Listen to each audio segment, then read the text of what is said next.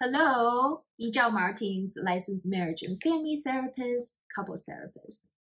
So I want to talk about signs that you might be dating someone who's on this end of the ADHD continuum, which means they have more symptoms and they might be qualified for ADHD diagnosis. So first thing, I have a disclaimer. The intention of me to record this video is not to ask you to pick on your dates, pathologize them, criticize and shame them, and maybe dump them because they have some signs that they might be on the ADHD continuum. So, my intention is to provide information and the data for you so you can use your own discernment, your own brain to process those information and to ideally strike a conversation with your date about those signs, about those behavior that puzzles you, that raise this uneasy, unsettling feelings inside of you. Well, because dating is a process of discernment, well, at least in my opinion, right? That's when you start to collect data, get to know the other person, and show the other person who you are, so you can decide if you're compatible to be together for the long term. And withholding any information is not very honest.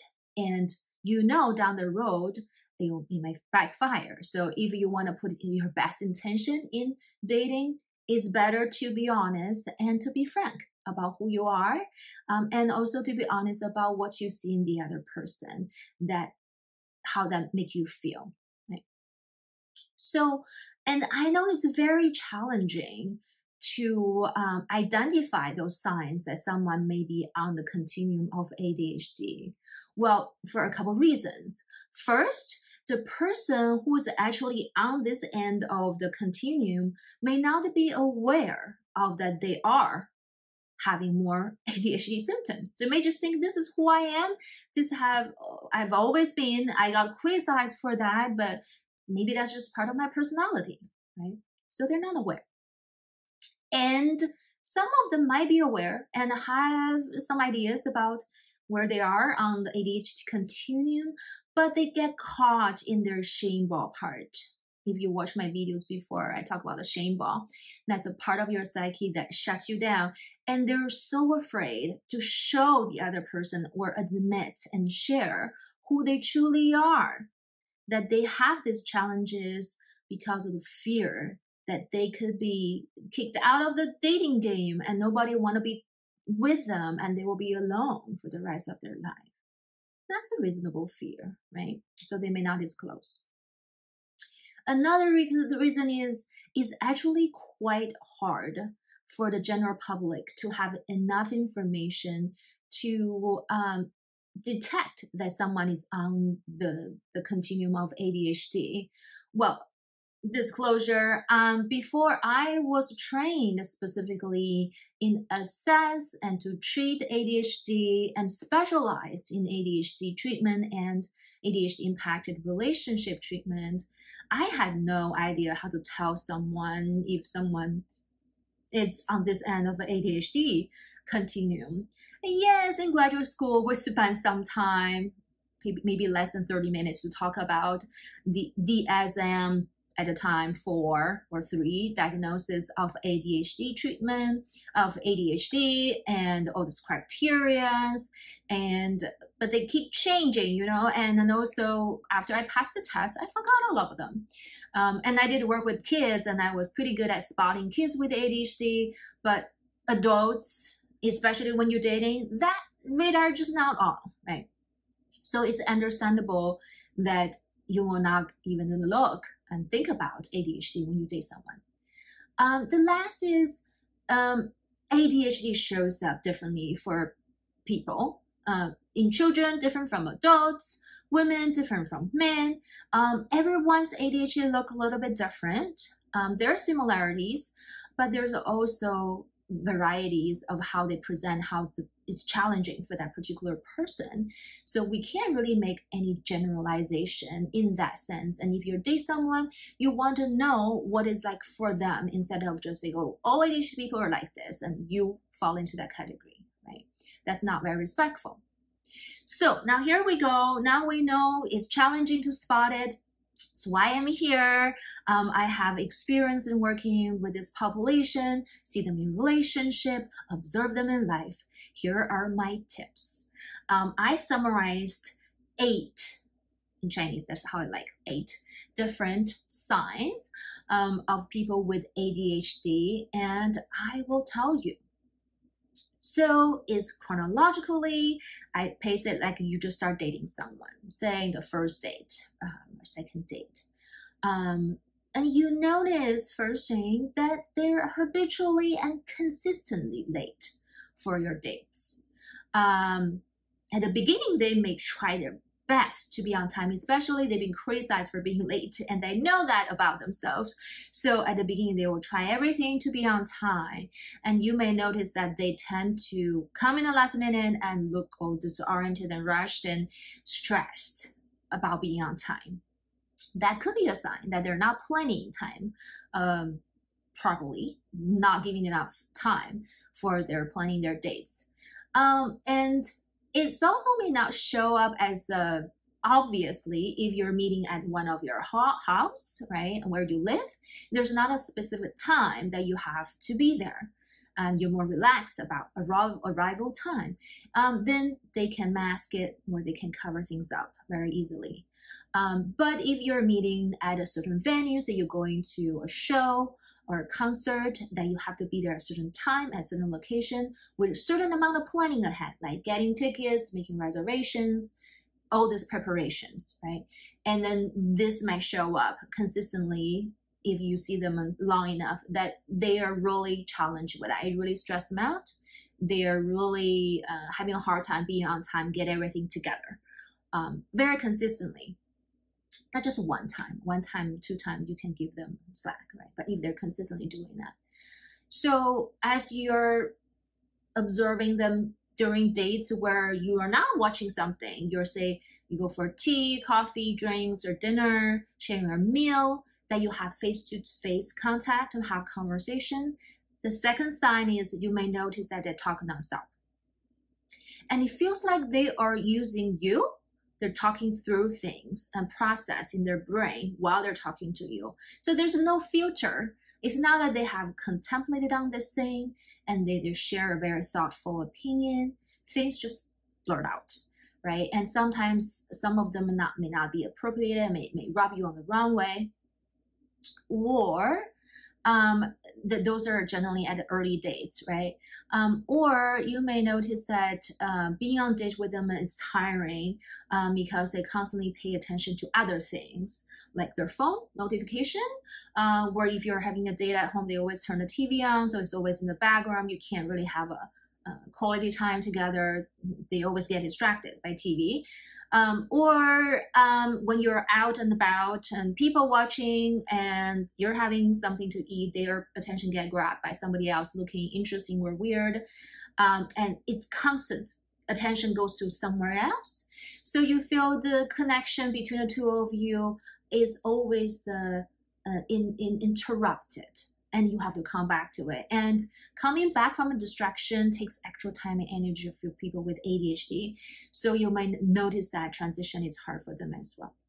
So that is the third sign. Oh, that's actually the second one, the talking nonstop and getting distracted. I put them together. The number 3 is the early on excitement. Sometimes people call it love bomb. Maybe. Generally shows up, there are a lot of surprises and there's a lot of excitement and they plan a lot of really interesting things to really shake your nervous system. It's that they're so excited, they're wanting to share the exciting things in their life that they're interested in. So you may feel every time you have a date with them, it's just so exciting. You never felt this way before. They sweep you off your feet, that kind of feeling. But there might be some lack of checking in or communication in between those exciting dates, that they may not be very good at following up with text message and phone calls and just checking how are you doing. It's more about what they do, they want to share with you. That's exciting, and they want you to feel that way as well. So that's the early on excitement, when they're hyper focused on you. This tapers off over time when you notice there's a sudden stop, that they lose interest, and that's a possibility. So number 4 is when you're getting comfortable, you go to their place and you see their home, their room, their living environment. You may notice some disorganization there, piles of mails, that packages has not been opened before, right? And there might be the upset that they actually know that's their shortcomings, so they schedule cleaners to come right before you come to visit. So if you give them some surprise visit, you may find something that was unplanned. Number 5, vacations. Well, congratulations if you have gone so far in your days that you decide to take a trip together, so you can see more things, right, when you're going on a trip. First, the planning is pretty hard, and they're either avoiding it or minimize it, and they may rely on you to plan for a lot of detailed stuff. And actually, when you're going, you may notice some more details as for things they forget to bring, to pack, like toothpaste and sunblock, stuff like that. They rely on you to provide because they're not thinking ahead and planning all the details of the trip that well. Number 6, that's part of the trip as well. If you were taking the airplane together and waiting in line in front of the security line, and the TSA can be hard for people with ADHD, you may notice them very edgy and irritable and annoyed and pacing back and forth. Or, if they have the financial resource, they will pay to skip the line so they don't have to be in that misery. It's really hard for them to stay in line and wait for their turn. Number 7, in Chinese we call it 起床气. Literally translated into English is the morning energy. So when somebody just upon waking up, and they may seem very irritable, just in a sore mood, and they may say, well, that's before I have coffee. I need my coffee to get started the day. That's possible, but you also may notice that's it's not something they can contain. If they consistently and habitually let their sore mood and their bad mood impact other people, they ruin everybody's mood, and they could be there, pick on someone, blame someone, or if they're cooking and they're slamming the door, making food with really loud noises, and just you can sense that they're very dysregulated, and they may not be aware of that's impacting other people negatively. Number 8 is the last one, is stress management and poor self-regulation.